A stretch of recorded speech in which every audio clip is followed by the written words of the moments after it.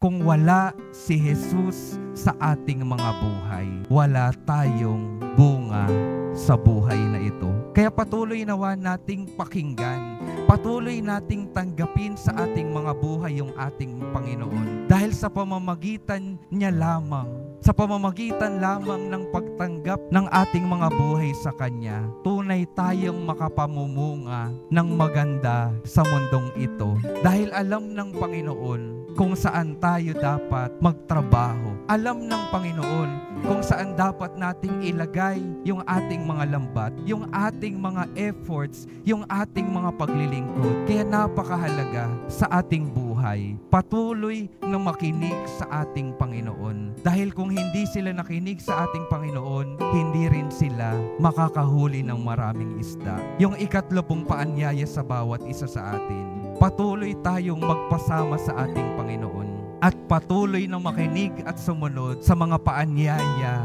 at mga utos ng ating Panginoon. Dahil ito lamang yung paraan para tayo magkaroon ng saysay sa ating mga buhay. Ito lamang yung paraan para tayo ay magabayan ng ating Panginoon sa ating buhay sa mundong ito at sa ating mga misyon habang tayo ay nasa mundong ito.